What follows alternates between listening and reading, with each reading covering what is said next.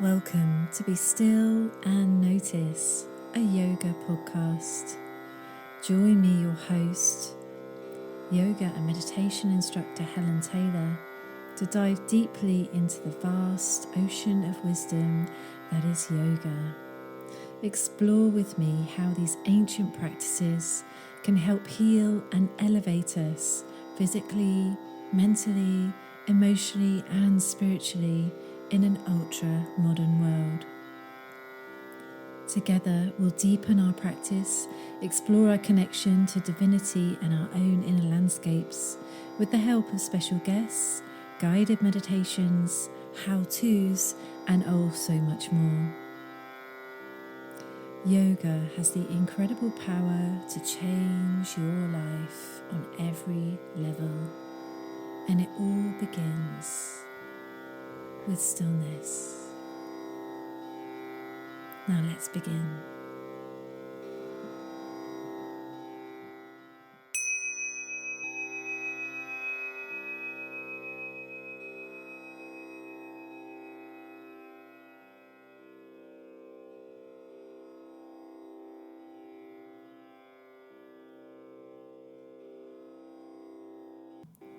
Hi everyone, and welcome back to the podcast, and welcome to season 2 episode 13. We're coming towards the end of another season, and it's been amazing.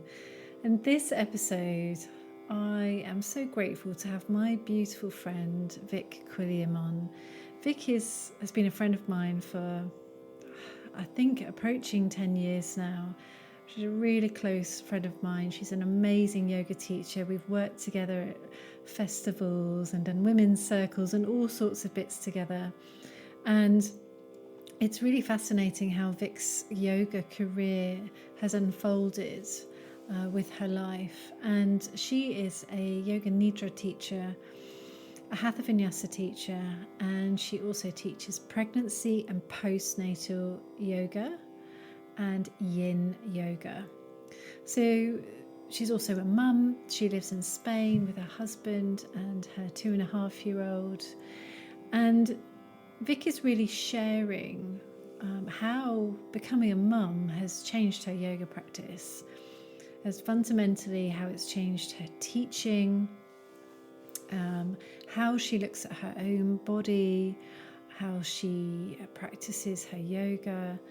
And she talks also about yin and pregnancy yoga, two subjects that I know next to nothing about. So it's a really lovely conversation. We are good friends, so there's quite a bit of giggling going on. At some points you can hear some doggy noises, so apologies for that. That's just towards the end. But it's a really lovely conversation, and this one is for the mamas out there. So hopefully there's a lot here that you can relate to in terms of your yoga practice, and perhaps will inspire you moving forwards. So get yourself nice and comfy, get a nice cup of tea, why not even have a biscuit or a piece of cake on me, and enjoy this next episode. Thank you so much. Hello everyone, welcome to the podcast. This is so exciting. I have one of my closest and loveliest friends, an all-time amazing yoga teacher, Vic Quilliam, has come on today, and she is Hatha Vinyasa yoga teacher, but she's also a yin instructor, a yoga nidra instructor, and a pregnancy and postnatal yoga teacher. How are you, Vic? Yeah, hi, I'm good, thank you. Nice to be here. Thanks for having me. Oh, you're so welcome. Thank you so much for joining. So this one is really for the mothers out there because, as you know, I don't have kids. And so pregnancy yoga is something I know very little about. And I know very little about yin yoga. I do teach a little bit of yoga nidra, but I know that you've had a lot of training in that. So I thought it'd be really lovely to invite you on and have you talk about all of these aspects and how motherhood has changed your practice. And you can tell us all about yin and pregnancy yoga, postnatal yoga. So tell me what brought you to yoga, and a little bit about your yoga story. What brought you to yoga in the first place, right back at the beginning? I was in my 20s, and I actually just joined. It was a gym yoga class. So the classic way, and I think that a lot of people get into yoga, is like I saw that yoga was on, and I'd never tried it before, and I thought, yeah, I'll give it a go. And at the start, it was a physical thing mostly. The teacher actually at the gym that I went to was actually really, he did, for a gym class, he did weave in quite a lot of the spiritual side of it, and obviously with the pranayama, with the breathing and everything. Like he was a proper yoga class, but That's quite unusual, isn't it? And he was, I know, I mean, he was really just the most gentle, lovely man and amazing teacher. And I think he was kind of like my first inspiration in terms of a teacher figure. But it just became like each week, it just became this real like safe space. And I'd always look forward to going to classes, even though I was really tight, because I'd done a lot of sports when I was younger, and a lot of dance and things like that. But I was just starting out working, so I was sitting at a desk quite a lot and things like that, and so my body was so tight. So for me it was challenging.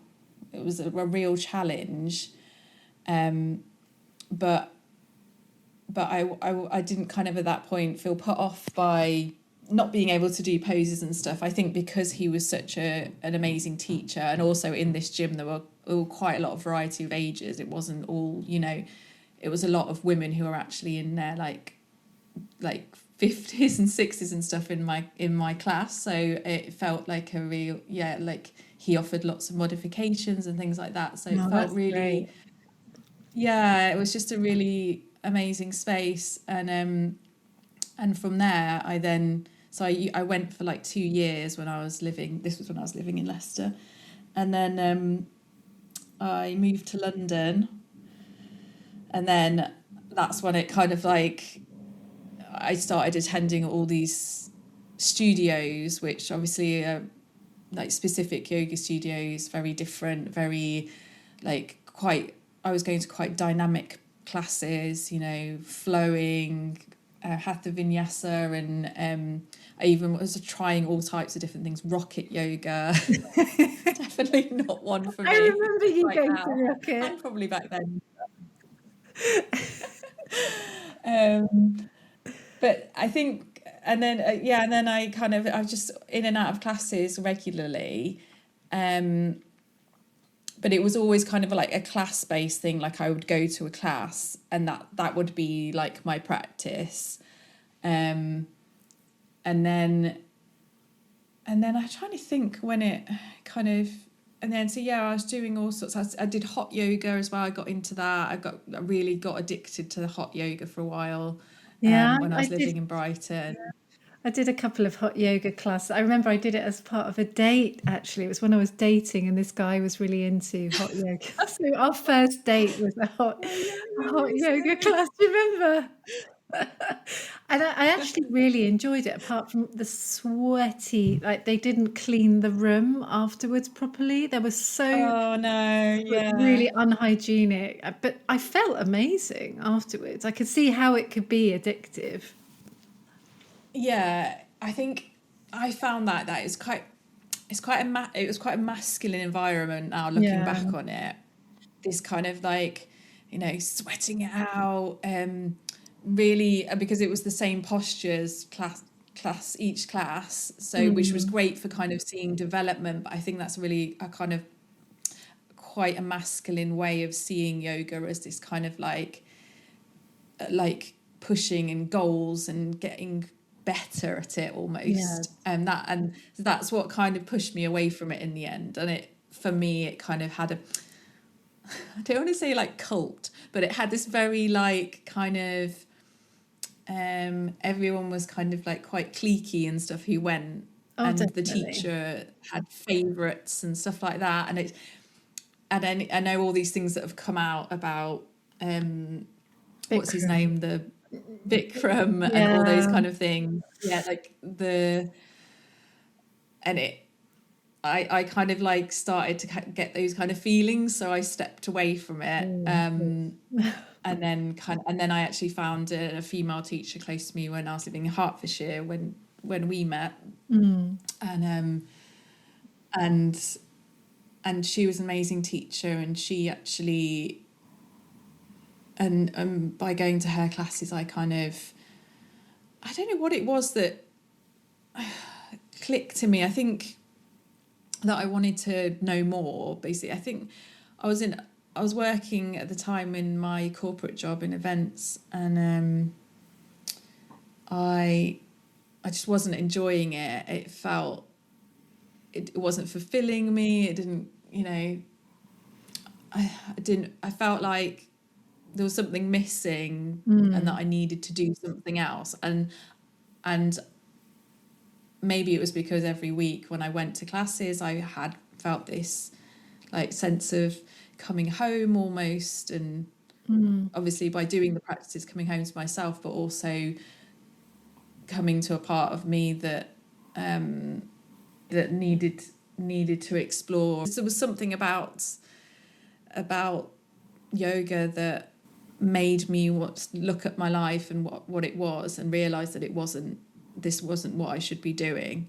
And so no, I was just thinking, I didn't want to interrupt you, but I was just thinking it's really interesting what you were just saying about the hot yoga and the male kind of masculine energy, and everything that you've trained in is very feminine on the female side, isn't it? And I was just making a little bit of connection because obviously when we met, my husband at the time was working in events, you were working in events, you met your now husband who's working in events, and events is a very fast, crazy, very male driven environment, would you say? Yeah, definitely. Yeah, and I think that kind of fast pace, there was just obviously a part of me that knew that they needed to have another side, to slow down, to reconnect. And I think that's what kept pulling me back to yoga, and I needed it. If I hadn't have had that, with the pace at which I was going, I would have combusted. So and gradually over the years, it's just like been, kind of pushed, that's been pushed further and further out of my priority, that kind of way of working, and now it's fully in this, the feminine, the moving slowly, balance.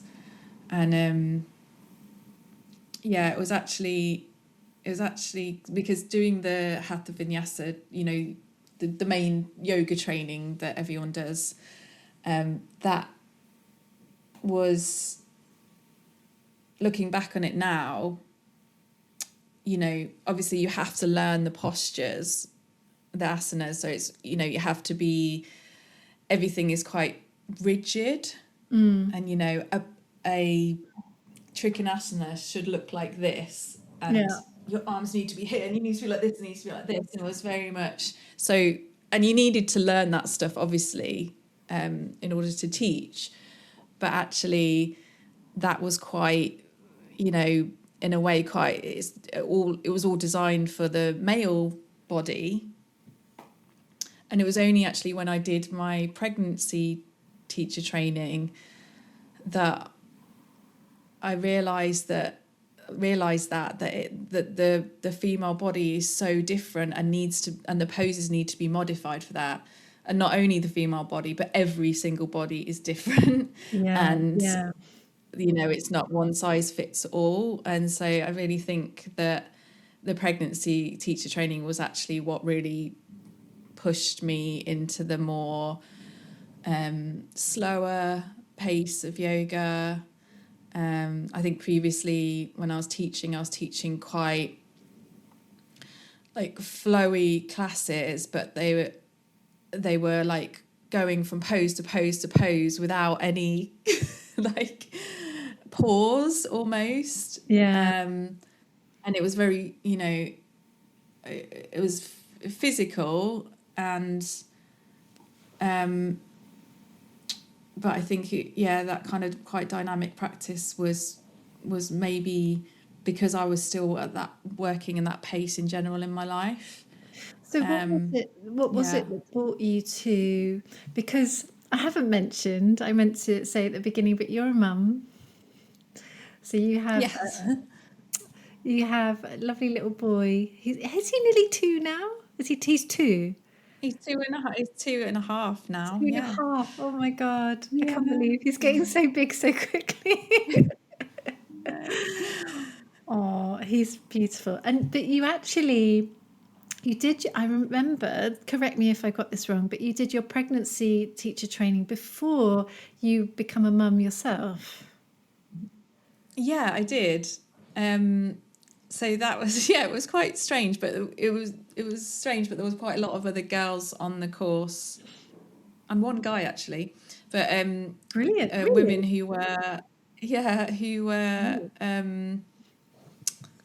who were not pregnant. So but a lot of them already had children and things like that. So yeah, it was quite I think the reason was I actually did it was because the studio I was working at part-time whilst I was doing my events job, they had a pregnancy yoga teacher, but she couldn't teach the classes anymore because she'd moved away. So then I was already teaching there regularly, and they said, oh, would this be something you'd be interested in, and we will help towards your training. So that's what kind of sparked it off really. And I was thinking a lot of my friends by that point had already had children, or they were pregnant, or on that kind of journey already. So I thought, wow, actually, that does, why not? Like expand a little bit. One day I was hoping to be pregnant, so I'd learn about that during the course as well, how the body changes and everything. So that's what led me onto it. And it was such, it sounds cheesy, but it's such a magical course, because which I wasn't expecting. Again, I kind of went into it thinking it'd be like my 200 hours training, where it was like, quite all about, anatomy and kind of quite traditional yoga, philosophy and all this kind of stuff. Whereas actually, which it still had those elements in, but it was actually a group of women coming together. And even when we were doing the training together, it was kind of a different dynamic. Mm-hmm. It, like, we also, my teacher as well, it wasn't just we obviously had all the pranayamas and stuff, but there were lots of other practices to help you connect with your baby as well. So not just about you and your body, but connecting with your baby. So Brahmari breath, focus breathing as well, all to do with and heart to womb breath. And the course itself was based on the teachings of Uma Dinsmore Tuli, who wrote Yoni Shakti. So Yes, I think I've spoken about her book a couple of times, but I'm going to pop in the show notes about Uma. You can find out about her. She is quite an incredible lady, and she's special. She's kind of brought yoga nidra, made it very popular, didn't she, as well? Yeah, her and her husband, yeah, with Yoga Yeah. Nidra, but she's kind of really, yeah, I think she's amazing. She's awesome.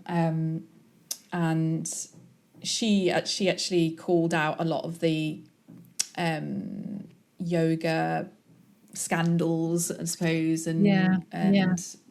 male mistreatment of women in those arenas in the like 70s, 80s, 90s and stuff. She's a real So activist, yeah, isn't and she? she's quite activist. Yeah, yeah, and then that's what, and like, you know, a lot of the practices within the course were to do with her teachings, with her, you know, with centered around the womb, different stages of a woman's life. Obviously we were focusing on the motherhood stage, but I love Yoni Shakti and how it goes through all the different transitions in a woman's life. And I actually came back to it the other day Did about you? like a perimenopause thing. Yeah. And it's Yeah. all in there, it's all in this book, it's like a Bible. Yeah. Yeah, so I just like just learning all of that stuff as well. And her Yoga Nidras are very kind of visual as well, and yeah, just a kind of magical visualizations within the classes as well. With the pregnancy classes, we did a lot of chanting, singing, which were things that I hadn't experienced before. Right. Yeah. And that's why, and that kind of, and I feel like that was quite feminine Mm. to be doing that. And it kind of really, I don't know, it roused something in me. It's hard to describe, but Just yeah, circling it's really back, special. because yeah, it sounds amazing, and actually it sounds like it really changed your. It was like a re-education after your initial teacher training. But just for anyone that's listening, that's like, I don't know what Yoga Nidra is. Yoga Nidra is well, you can tell us, Vic. What's Yoga Nidra? I was about to explain. Yeah, So so I've got no, you. you can, you know it. How would For you me, define it? yoga nidra, yeah, yoga nidra, and that was my first initiation to yoga nidra in the pregnancy as well, Oh, classes. really? So Yeah. yoga, yeah, I'd not done one before that, and yeah, so which is, I use it all the time in my pregnancy classes as well. It's a a form of guided relaxation. So we do it lying down, and lots of cushions, support underneath you, blankets. People wear eye pillows, things like that. I like to say to my students, set up your little nest, your Yoga Nidra nest, Get and comfy. the idea being that you can lie in stillness and making sure you're nice and warm, because your body temperature drops when you're lying. And usually it depends on the length, but usually from around 20 minutes, sometimes half an hour is the usual kind of timing for one of these relaxations. So you lie down, and then your teacher will systematically guide you into a state of deep relaxation. So by shutting out the senses, so your sense of hearing, your sight with your eyes closed down, your sense of touch, sense of taste, and then really feeling and being aware of the body. So I will go through whenever Yoga Nidra teacher, depending on the order, will go through parts of the body and ask you to become aware of those body parts, and at the same time release them. And then you move around the whole sphere of the body, being aware of the body, but being aware of it being in deep rest, and the whole time listening to the sound of the voice, so the teacher's voice. And then I always set a sankalpa, so an intention as well, before we move into the rest of the body relaxation. So a sankalpa being your intention that deep wish for yourself, something that you want to cultivate in your life, in the living real world. So I always say, like, a way in which you'd like to be or feel. So a positive statement in the future, for example, I am at ease, I am joyful, I am whatever it is for you. And then as we go through these layers of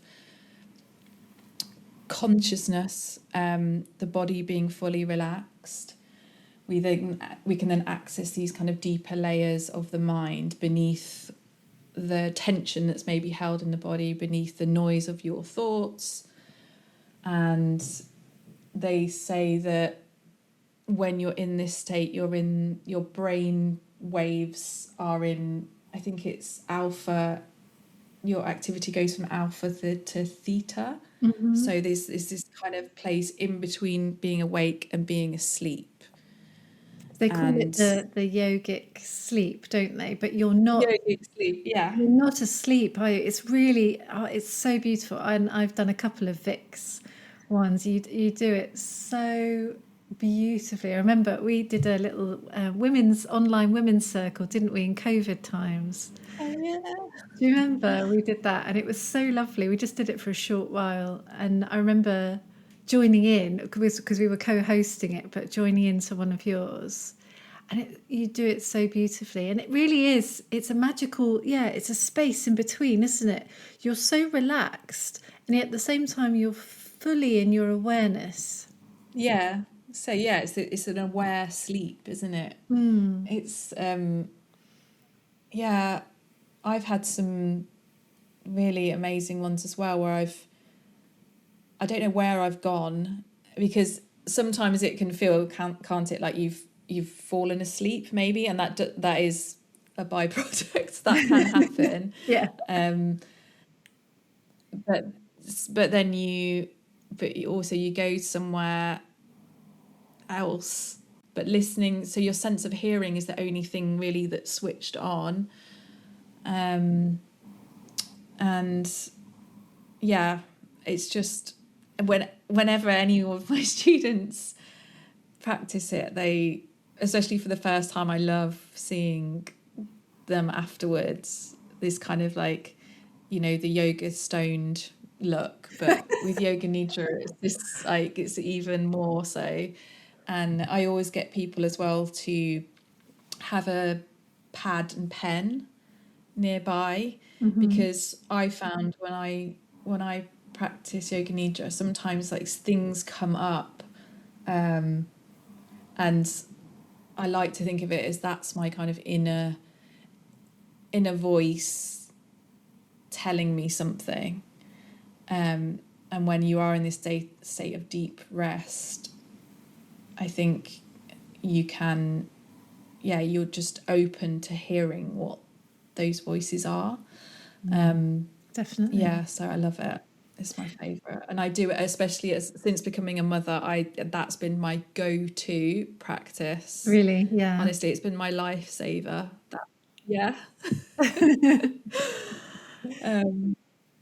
Because I've not had. You don't have time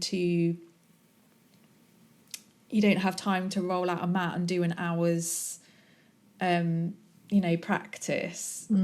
It doesn't work like that. But I think yoga nidra is one of the most accessible practices. At that moment, maybe when you think, I might have a nap, I always go for a yoga nidra, because. So what would you say are the main benefits? If someone's not done it before and they're like, I'm not quite sure. I know, obviously, it sounds super relaxing. You talked about accessing your inner voice, which is something I think is so vital, really important. But what would you say are the main benefits, and who's it for?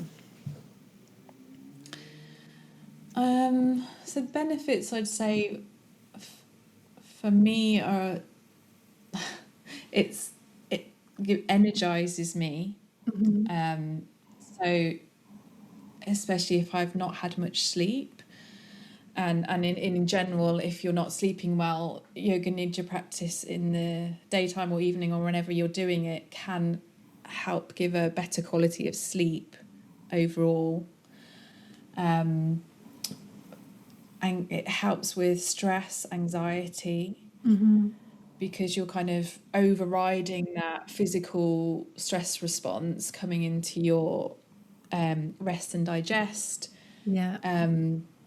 Your parasympathetic nervous system switches on, so you're really regulating your nervous system. And I think that in itself is just so invaluable, especially from such a short practice, 20 minutes, half an hour is a really accessible thing. And so I'd say for anyone, it's for anyone who feels like life is moving so really fast for them. They feel anxious, they feel overwhelmed, and it's really a time where you can come back to yourself and feel what's going on, pause, feel what's going on, but also get these kind of really amazing benefits of topping up your sleep. I read something somewhere that said that the 20 minutes of yoga nidra or half an hour of yoga nidra is equivalent to 3 hours of sleep. I don't know. Really? I don't know if that. that's scientifically proven, but that's what I read somewhere. Yeah. Wow, that's amazing, isn't it? Yeah, I love that. And I really like to kind of highlight yoga nidra more, because I think so many times the relaxation part of yoga is kind of like, oh, that's the quick bit at the end. I've done a couple of posts and talked about this before, but it's actually, especially now, so vital, isn't it, for everyone to really be slowing down more and more and more, because we're so... And in fact, you did a post the other day, or was it you? I think so. I was talking about this yang male energy all the time, go, go, go, especially in this like fire horse season that we're in, or year that we're in, and how we do need to, especially as women, switch into that slower paced side and tune into that feminine energy, and that just actually stop and relax more and more. Yeah, it's definitely true. And yeah, it's true for so many things that are going on in the world at the moment as well. I think like obviously it's all really masculine, fire driven, and that's the way in which our society is set up to work harder, work as hard as you can, always be on the go, be productive, make as much money as you can. It's like all these things are things that are valued. And I think as well, becoming a mother has really kind of highlighted that to me as well, that those kind of roles, kind of slower, nurturing, caring roles in our society just aren't valued. And so practices such as yoga nidra, I think, are quite I don't know, it's kind of radical. Quite radical. Yeah, that's the word I was looking for. I mean, they are, like, I think, and seeing rest and these practices as necessary and not something that means you're lazy. So I think I had very much had that attitude of, because I was in that environment, a fast-paced environment of like taking a nap is just like, oh, if you're doing that, like you're being lazy. You're not, because you could have spent that time doing something, but actually it is doing something. It's a necessary thing to keep you vital, to keep you balanced. And I could talk for days about about that, but that's also why I love yin yoga, because of it's that idea of completely slowing down and pausing and feeling, and and that being a necessary thing to the yang, the doing side of your life. So tell me, perfect moment. So again, I know very little about yin, so I haven't spoken about it here, but you are the expert here. So if someone hasn't heard of yin yoga or been to a class, what is yin yoga? How would you describe it as a practice?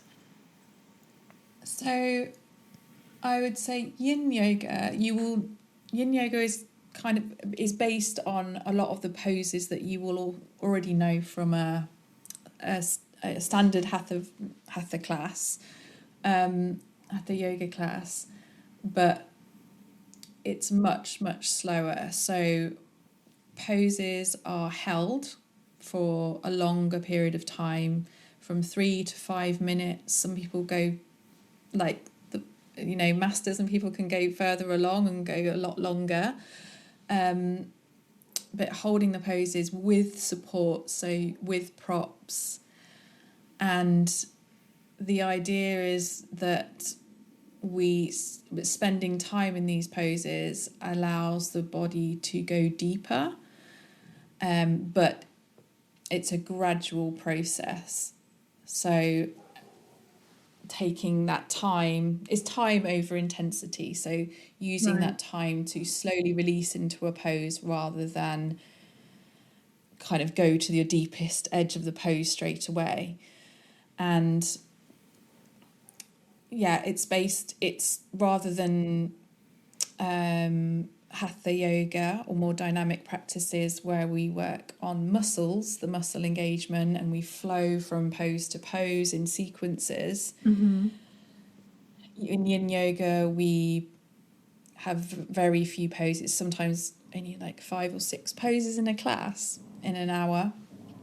And we'll work, because we're holding these poses for longer, we're working more into the fascia, which is the connective tissue that holds, it's like that web that holds everything together, your muscles, your bones, joints, and we also work into the joints as well. Amazing. Which and fascia is a really interesting thing, because Yeah. it's often where we hold a lot of tension in our bodies.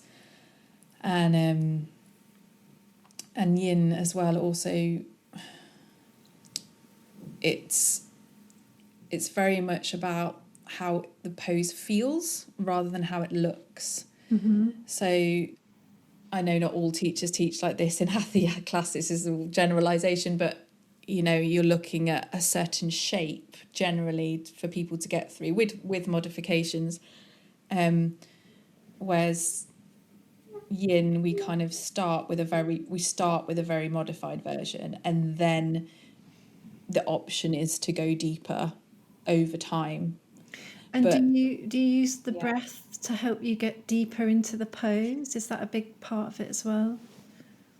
yeah. So we use a lot of the same pranayamas that we'd use in our usual yoga classes. And definitely we use the breath.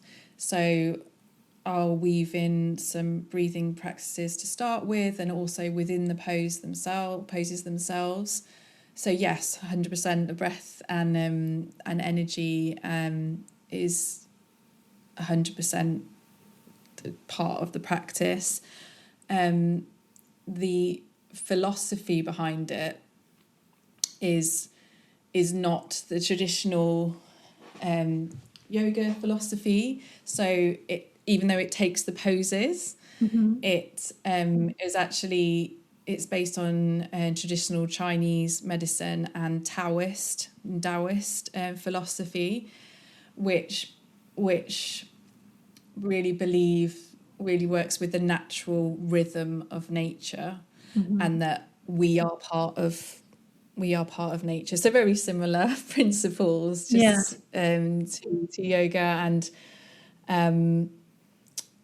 rather than having, so in yin yoga we have meridians, which are these energy channels that run through the body. So if you've ever been to acupuncture, Yeah. They work with these meridian lines as well and placing them in different places around the body. Each of those meridian points is connected to an organ in the body.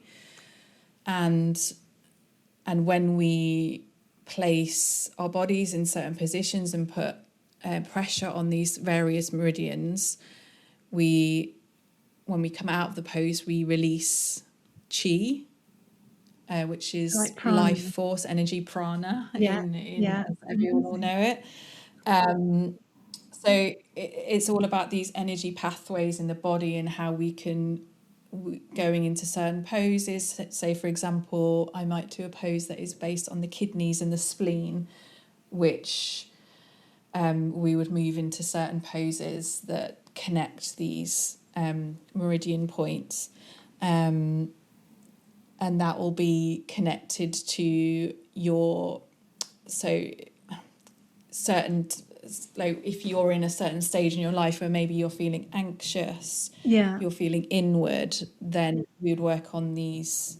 Or you're feeling down, depressed, we'd work on the kidneys. And there are various different areas of the body that you would work on depending on where you are. For example, I've been using it because I had last year I had a miscarriage actually, and that was a massive loss of blood in my body. And anyone who gives birth actually is a huge loss of blood and fluids. So then my blood was depleted, so I needed to work on my kidneys and spleen, and so I've been doing yin to work on that, and that this was guided by a Chinese medicine doctor, by the way. I didn't just Google it, so I've really, but it works. Yin yoga works in system with traditional Chinese medicine, and I just find it fascinating. And do you know, I'm learning so much here because, like I said to everyone, full disclosure, I know nothing about yin. I think I've done maybe one of your classes.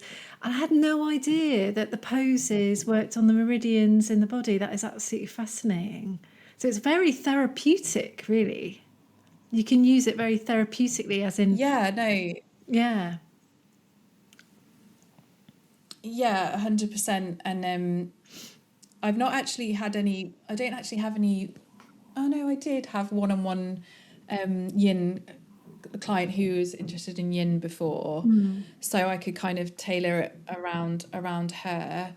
I mean, we are not. I'm a yin yoga teacher. I'm not a traditional Chinese medicine doctor, so it's there's I can't diagnose someone and then give them practices based on that. But for me personally, like having been to someone, I can work on that. And in general, it's I think for people who are looking for something to slow themselves down, and a gentle practice, maybe they're healing from something. Like I have quite a lot of mums in my class as well, who are all healing and just needs more support, and this is just the perfect practice for that. It actually came about as the guy that kind of brought it, discovered it, I suppose, or kind of fused together the traditional Indian yoga philosophy poses with Chinese philosophy, was actually a kung fu master. So he wanted something to help support his martial art. So this is amazing. that's the one amazing benefit of yin yoga, as well as like coming into your parasympathetic nervous system and nervous system regulation, is it can really help with your mobility and flexibility. And that's what he wanted to have, that flexibility on the side of the martial arts, so he could kick his leg higher in the air. And then so it's quite interesting. So it came from that, and then in the 70s it came in with, when yoga was emerging in the 70s as well from India. Fascinating. in the Western world. Yeah. And then it kind of, a lot of teachers took it on. Yeah. Wow, In the it's Western really world. fascinating. So And again, really interesting how, it was, I'll say, use the word invented. That's not the word I'm looking for, but it was created by a guy doing something very masculine. yeah, And yeah, I yeah, know. I feel like the women have probably taken it over now and like just gone, yep, this is ours. Yeah. Yeah, I think a lot of the teachers are still male. There's a really I know, famous I'm teacher just called making Sarah it up. Powers who's but she it's no, it's I really wish more men would do it. And I'm sure there's lots of men practicing it out there, but I feel like it's a thing that it's just a really great practice as a supplement to maybe something else more dynamic that you do. So a lot of people who are runners, for example, it's great. It's so great. And I find that I can really in yin you really, because you have that time, you kind of have a bit more of respect for your body because you're taking that time to notice how it's feeling, and then taking action to where you want to go in the pose rather than going into a pose. So I was finding a lot of the times in some of my dynamic practices, I was kind of going into poses and then afterwards having injuries or feeling like, I shouldn't have done that. But now I find, because I do more yin more regularly in my other classes, because I still do a vinyasa practice as well, I modify a lot more. I say, no, actually, like this morning, for example, I had my class this morning that I attended with my teacher online, and I was just feeling so tired because my little boy had been up last night, and I just didn't have its energy, so I didn't do the full expressions of the poses. I just did modified versions because I knew that if that part of that part of your brain, I think it's the ego, isn't it, that wants to go into the, it's like, I can do that. I used to be able to do that. I can do it, but actually, like, no, right now you can't. And I think having those extra time in yin poses really makes you aware. It makes you realize that you need to listen rather than take action first. Like, pause, listen to your body, and then decide where to go from there. I love that.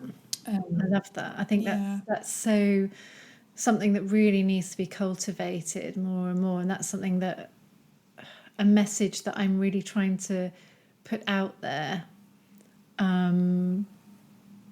is that we need to just tune in and listen. Like, drop what it needs to look like, drop what it should be like, drop the expectation, drop the ego, and just really, because so many people are just not listening to their bodies, are they? They're just on autopilot, like go, go, go, caffeine, just, and overstimulation. And I know a lot of people that just don't know what's going on in their bodies. Like, they just have no idea because they're not tuned in, they're not listening. Yeah.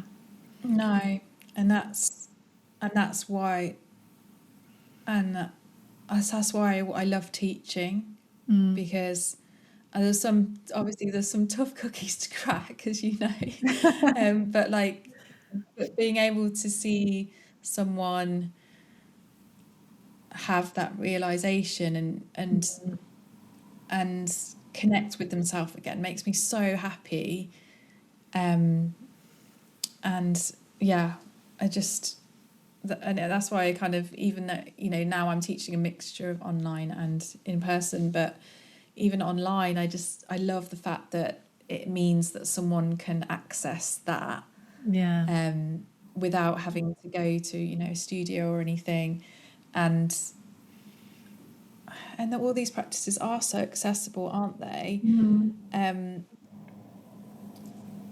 and people, that were worrying about what the pose looks like, and also even thinking about going to a class. Like, so many people, when you say, have you tried yoga, have you tried this, like, oh no, I'm not flexible. That old chestnut. That's always the thing, isn't it? I'm not flexible, so I can't do it. And that's what I'm really passionate about, just getting to those people and making them realise, no, it doesn't have to be like that. You don't have to be flexible. It's not about, it's so much more than the physical side of it. That's Definitely. part of our work, but yeah, it's I love yin.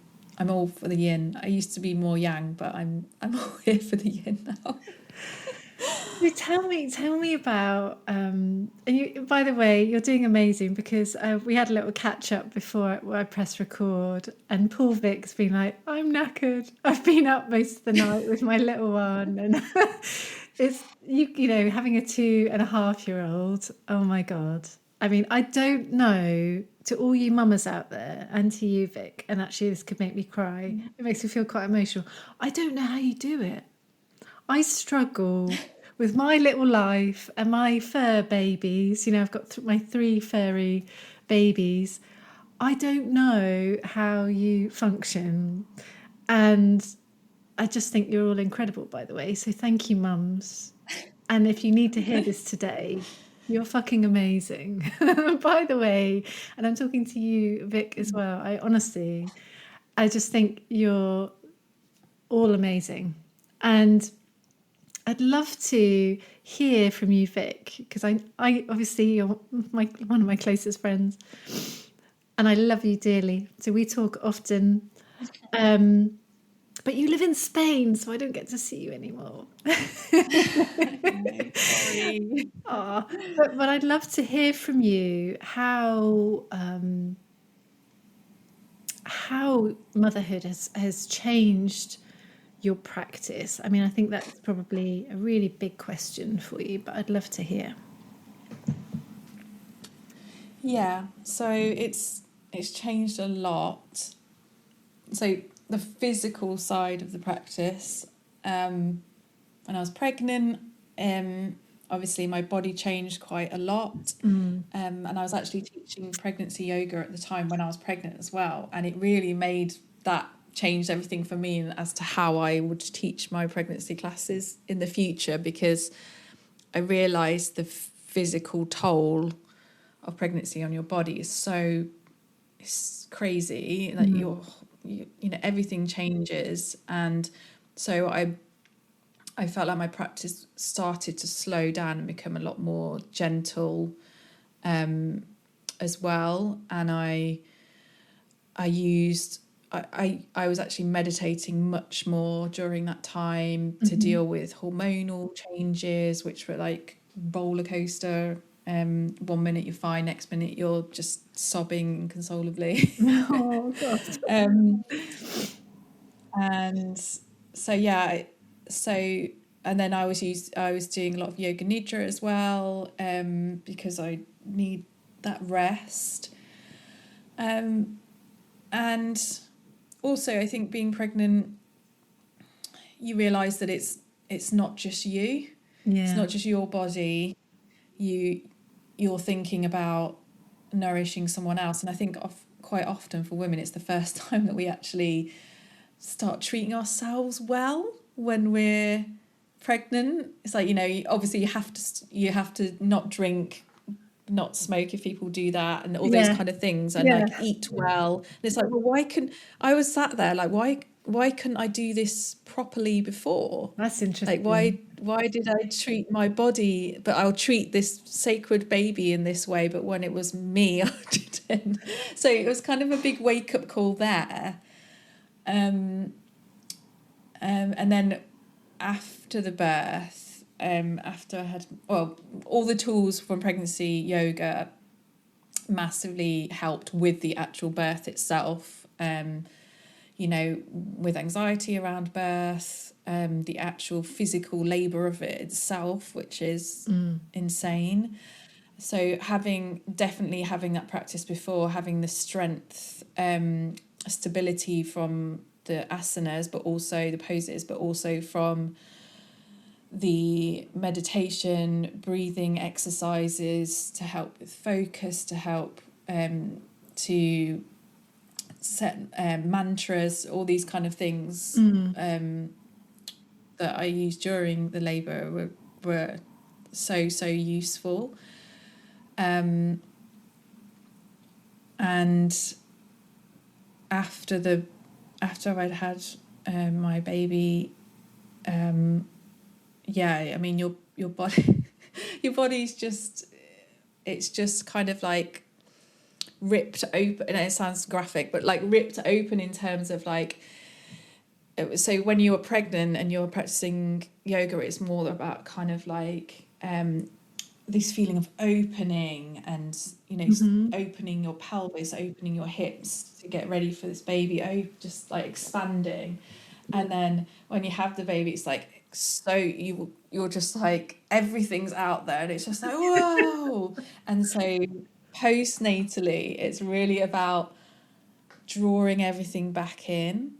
So like containment. So know, you've gone from expansion to containment. expansion to containment, bringing everything back in, because it feels just so, everything's not just physically, everything's so overwhelming, everything's new, you don't know what you're doing, you're not sleeping, and you know, your milk's spurting out of your breasts. You know, everything's messy, new, and it's like, and I often think of it as like a kind of like a caterpillar that's gone into this cocoon and then they've like opened out, and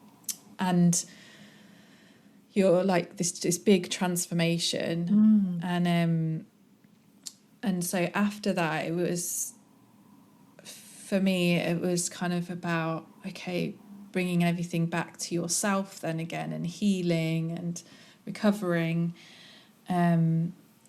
which is, you know, for the first 3 to 6 months, all I did was breathing, which is what I advise all my students to do, in very gentle movement, but it starts with breath, deep abdominal breathing, pelvic floor engagement, and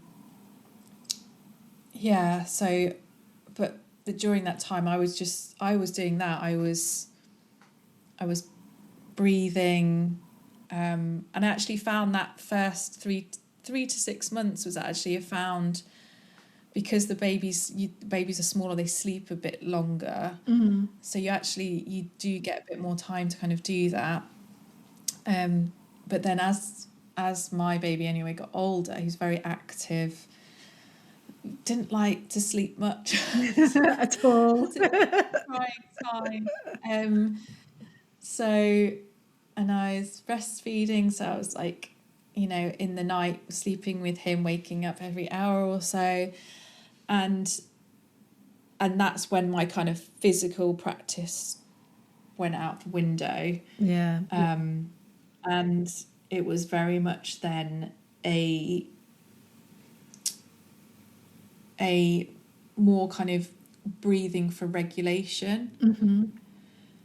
And did you have time to do your yoga nidra then, to try and help you with that lack of sleep and the fatigue and the, you know, just general feeling of energy depletion in your body after the birth?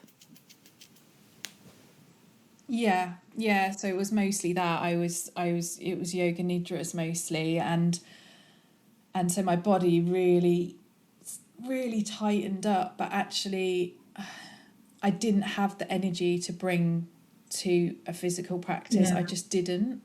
So, and that would really, it would really, you know, make me down, because I was so used to being such a physical person. I was teaching like 6, 7, 8 classes a week. I was, you know, I was always moving, to go from that to suddenly like sat there feeding, or, you know, just not moving. I felt like it didn't feel like I belonged in my body anymore, and my body had like completely changed. And it's such a big identity crisis, becoming a mother, not a crisis, but it's such a big identity change, Yeah, I because can everything imagine. you thought you were, you're now not. And so during that time, you know, breathing exercises, Nidra, but also like, you know, looking at yoga philosophy, it was a lot of like ahimsa, you know, non-harming, like self-love, like Yeah.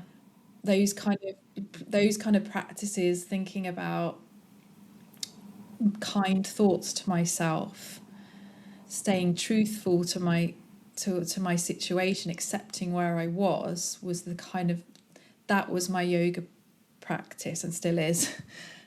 Yeah. But that was the practice, because it's so hard, because you know, I see women now coming into my postnatal classes and being like, oh, I used to be able to do like, you know, whatever it was, whatever pose really easily, and now I can't. And I just feel so weak, and it's horrible, because you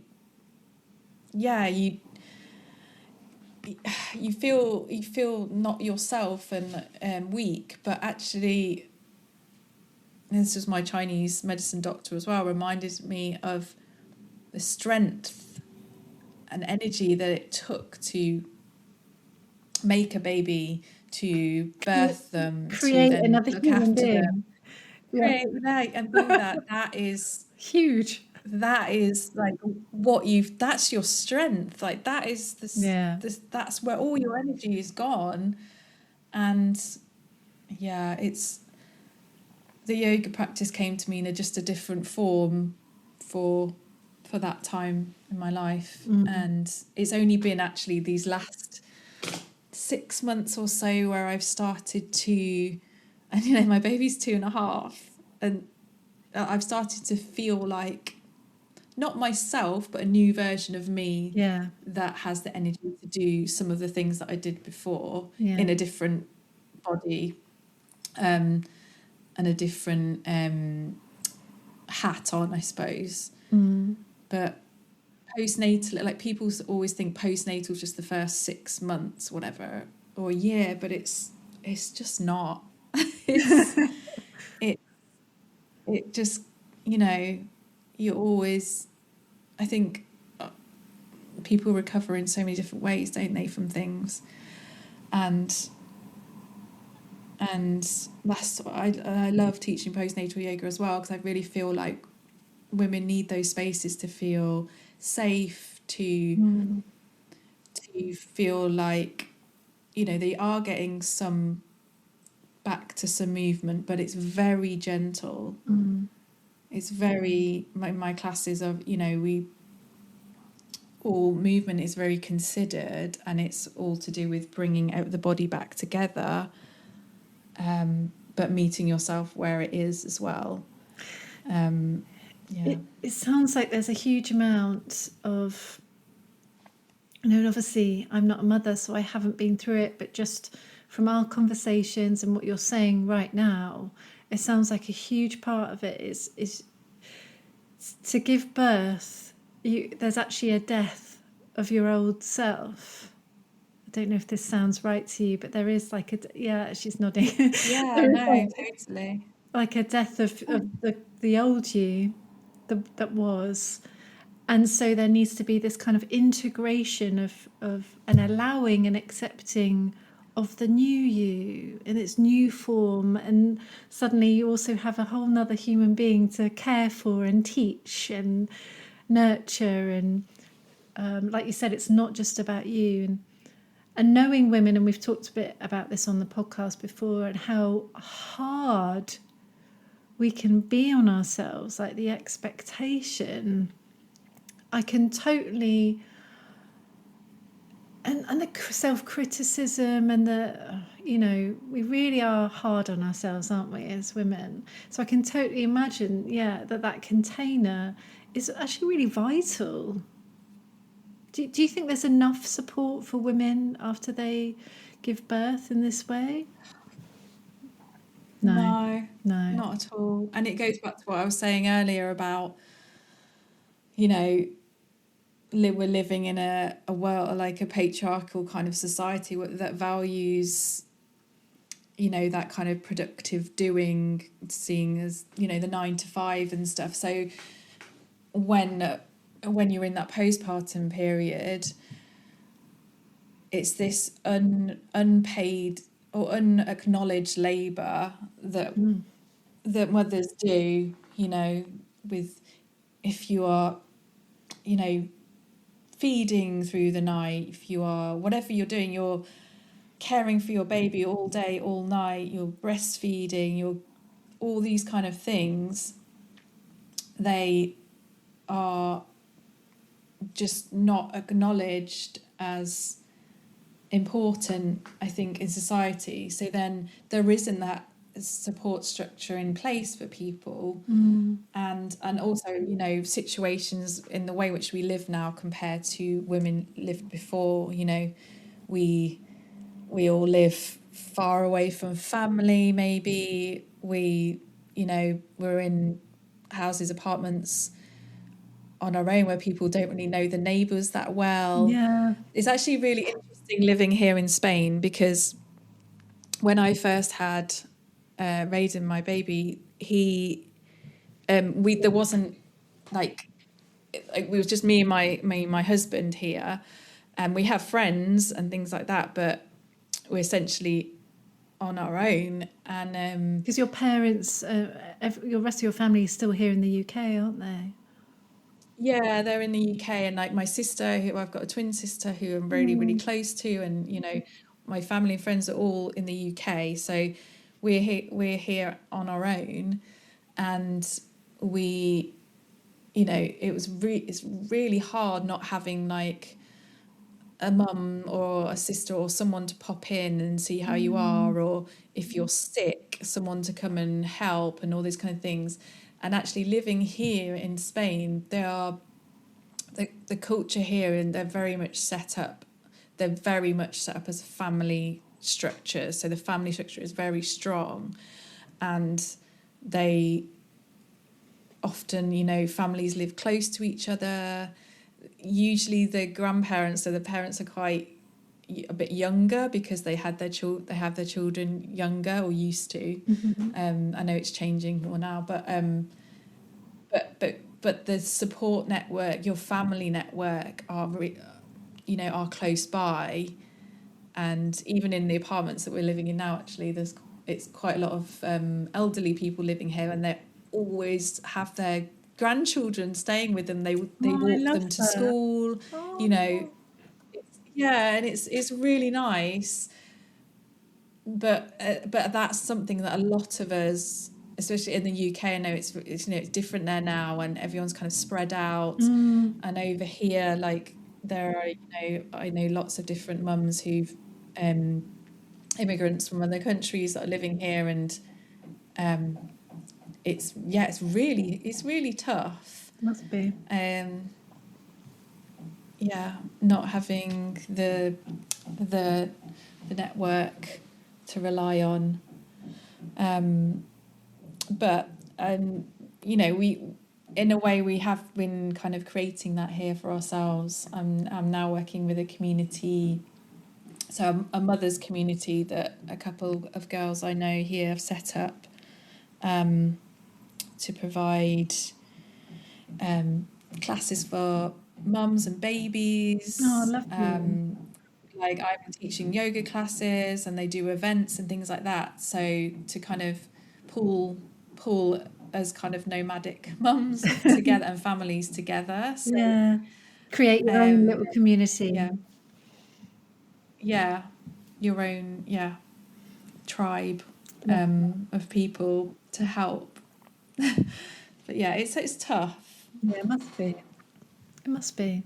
I do think that is, and I know we've talked about it quite a lot. One of the problems in our society at the moment is that probably choice and opportunities and remote working has pulled communities apart.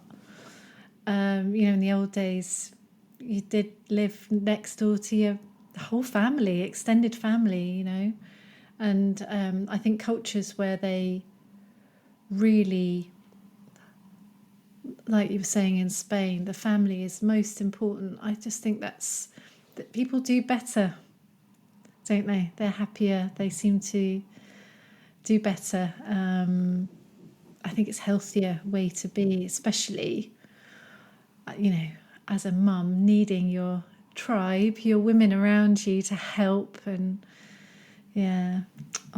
so thank you so much for talking. I think we probably need to, I could talk to you, forever.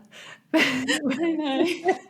But we're at that just over an hour, and I'm sure there's loads more things that we could talk about motherhood wise, and barely touched on pregnancy yoga. So if you'd be happy, maybe you could come back another time and do another one with me. Yeah, of course. I've loved it. The time's gone so quickly. It does, doesn't it? It flies. Really nice. Yeah, it was so nice. Sorry, I think I've got this banging going on upstairs, but hopefully it's not too loud and you can't hear it. Don't worry. One of my doggies was huffing and puffing halfway through. It's real life. We'll keep it really real here on the podcast. Now, before you go, and thank you so much, I've loved every minute, because I love you, by the way. I don't want to get too gushy. But you are an amazing friend, so thank you. I've got some little quick fire questions. I didn't do this with my last guest, but if you'd be happy, it's quite fun. It's little. I can't remember who did it first. Another interviewer. I don't know who it was, or if I heard it on another podcast. It's nothing new, but these are all yoga questions, and it's like a quick fire round. Imagine you're on a game show. But there's no buzzers. God, okay. I'm going to ask you questions, all yoga related. And I'm going to ask you just to not even think about it. Just say the first answer that comes off the top of your head. Okay? Yeah. Okay, you ready? 1, 2, 3. Yes. Okay, what is yoga? Freedom. Consciousness is... Awareness. There's no right or wrong answers, it's just you. My favourite or current meditation practice is... Yoga Nidra. Beautiful. Leggings or baggy pants? Baggy pants. I'm in them right now. Me too, all the way. Favourite yoga pose? Ooh. Child's pose. Must read yoga book / scripture or text? Ooh. Yoni Shakti by Uma Dinsmore Tuli. It's my fave. What one yoga related item would you take to a desert island? Yoga related item. Could be a book, could be your mat, could be whatever. Maybe a bolster. Good choice. Take a bolster. Good choice. You can hug it if you get lonely on the island. Love that. Carlton. Yeah. Ashram or yoga retreat?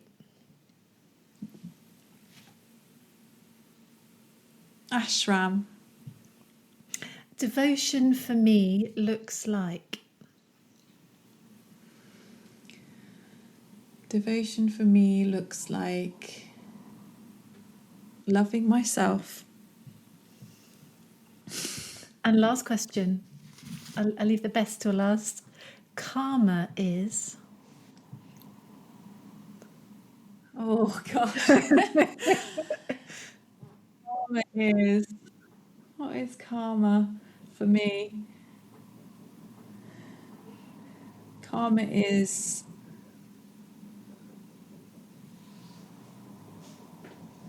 thoughtful action. thoughtful action and words. Amazing. Well, thank you so much, Vic. It's been a pleasure, and it's been amazing to talk to you about your life, motherhood, and all of these beautiful things. So thank you. Oh, thanks so much for having me. It's been a pleasure. I'll talk to you really soon. Bye. Okay, bye. Take care. Thank you so much for listening to the Be Still and Notice podcast. I really hope you enjoyed this episode, and perhaps it even added something to your life. If you know someone that might benefit, please share this episode with them. And of course, a review would be so much appreciated. Please find all the information relating to this episode, including relevant links, in the show notes. And until next time, sending you so much love and light on your path to yoga.